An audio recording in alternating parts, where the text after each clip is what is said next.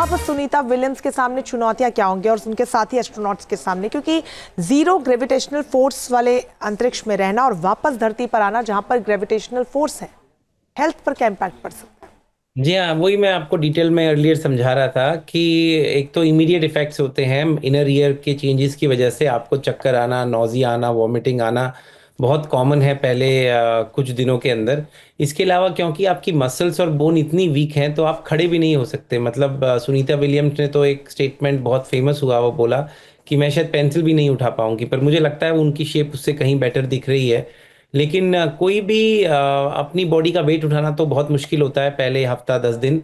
लेकिन around 2 months, मतलब 4 हफ्ते से 8 हफ्ते का समय इनको लगेगा, क्योंकि ये सीजन्ड एस्ट्रोनॉट हैं वापस ठीक से चलने के लिए या इवन ड्राइव करने के लिए।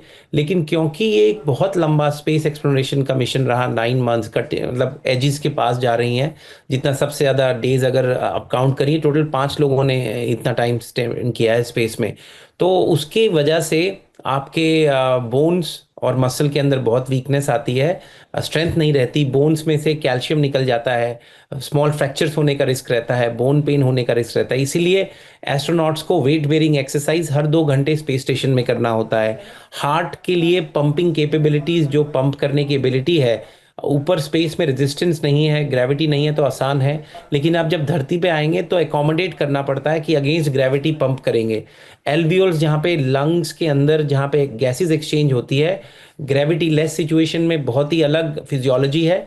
लेकिन जब ग्रेविटी ऐड करेंगे तो वो दिक्कत आती है, इसलिए सांस चढ़ने की एक प्रॉब्लम आ सकती है। नर्व्स के अंदर टिंगलिंग, पेन के इश्यूज आते हैं।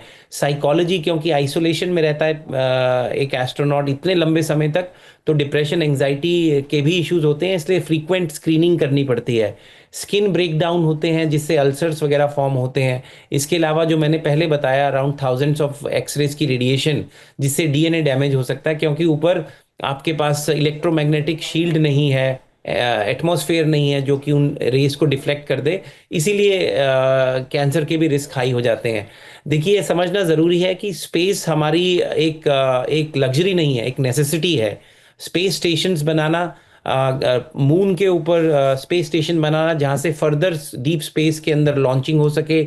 मार्स का मिशन जो इलॉन मस्क ने उनका डेफिनेट क्राइटेरिया है, 2029 से 2031 के दौरान मार्स का लॉन्च, ह्यूमन सेटलमेंट का वो प्लान कर रहे हैं। और मून के ऊपर नासा भी अब भेजना चाह रही है 25-26 में, इस साल या नेक्स्ट ईयर तक टेंटेटिवली वो भेजना चाह रहे हैं।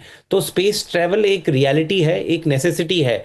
तो हमें अपने एक्सट्रीम्स तक ह्यूमन बॉडी को कैसे प्रोटेक्ट करें, उस पर बहुत रिसर्च हो रहा है।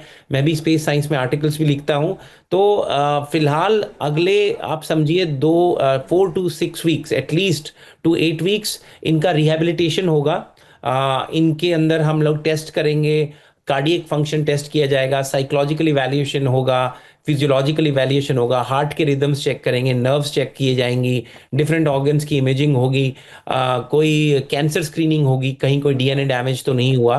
क्योंकि ये बहुत स्पेस बहुत हार्श इन्वायरमेंट है, उसके अंदर हमें बहुत एक्सपोजर्स होते हैं, तो उससे बचने के लिए वो किया जाएगा। लेकिन ये जानना ज़रूरी है कि आजकल के जो स्पेस मिशंस हैं उसमें बहुत स्ट्रॉन्ग प्रिवेंटिव मेजर्स लिए जाते हैं। जी। फिजिकल एक्सरसाइज के साथ साथ न्यूट्रिशन बहुत अहम रहता है। आप कितना कैलोरीज खा रही हैं, कितने अमीनो एसिड्स आप ले रहे हैं, वो पूरा एक तरीके का मेजर है। उसकी दो वजहें हैं, एक तो फिटनेस, दूसरी वजह यह है कि स्पेस के अंदर वेट कैरी करना बहुत एक्सपेंसिव होता है, एक्स्ट्रा वेट। और तीसरा, स्पेस के अंदर सर्केडियन रिदम, मतलब आपका स्लीप एंड रेस्ट का जो साइकिल है वो डिस्टर्ब्ड होता है। Matter of fact, Sunita Williams का ये एक प्रोजेक्ट था जो जिसपे वो काम किया उन्होंने। उसमें एक था कि सर्केडियन रिदम के डिस्टरबेंस में कैसे आप ऑप्टिमली काम कर सके, जो बहुत मुश्किल काम है। जी, और था माइक्रो ऑर्गेनिज्म स्पेस में कैसे इवॉल्व कर सकते हैं, रह सकते हैं। तो समझना ये जरूरी है कि ये एक बिल्कुल बहुत बेहद बड़ा दिन महत्वपूर्ण है। होगा। अब यहाँ से जब डॉक्टर्स की निगरानी में डॉक्टर धीरज वो रहेंगे तो आगे आगे अपडेट्स क्या आते हैं वो भी पहुंचाएंगे। हरीश भी बने हुए लगातार हमारे साथ। हरीश, इसे विज्ञान का चमत्कार कहें या वैज्ञानिकों की मेहनत करें, कहीं शायद यही खूबसूरती है वैज्ञानिकों की, वो हर देश से, हर इंसान से ऊपर उठ के मानवता के लिए काम करते हैं।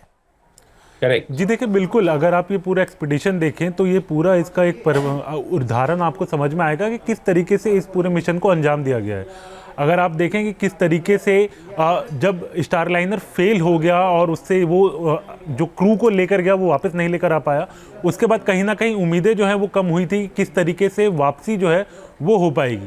लेकिन उसके बावजूद आप देखें कि किस तरीके से ये पूरा मिशन किया गया, स्पेसएक्स की मदद ली गई, किस तरीके से प्लान किया गया। आप देखें कि जो जो समय स्पेसएक्स ने दिया था वो उसी समय पर एग्जीक्यूशन जो है वो उसका हो पाया। 3:27 का समय जो है वो रखा गया था स्प्लैश डाउन का, वो करेक्ट 3:27 का ही समय जो है वो लगा। उसके अलावा अगर हम बात करें तो 2:41 का समय स्पेसएक्स ने दिया था कि पृथ्वी के वायुमंडल में जो है वो एंटर करेगा ड्रैगन। लेकिन उसके साथ साथ अगर हम बात करें तो पूरा उसका एटमॉस्फेरिक प्रेशर कितना होगा, उसके साथ साथ किस तरीके से वो एंटर करेगा एटमॉस्फेयर में, वो तमाम बातों की जानकारी जो है वो पहले ही की गई थी। आप सोच सकते हैं कितना कैलकुलेशन इसको लेकर जो है वो किया गया हुआ और किस तरीके से इस मिशन को अंजाम दिया गया है। इससे पूरा पता चलता है कि वैज्ञानिकों ने कितने आगे तक का सोचा। और साथ में नासा ने जो अभी प्रेस कॉन्फ्रेंस की उसमें एक बहुत अहम बात कही है कि आने वाले जो एक्सपीडिशन है स्पेस के, चाहे वो मून को लेकर हो चाहे मार्स को लेकर हो, उसमें भी ये मिशन जो है बहुत मदद करेगा आगे के मिशंस के लिए कि किस तरीके से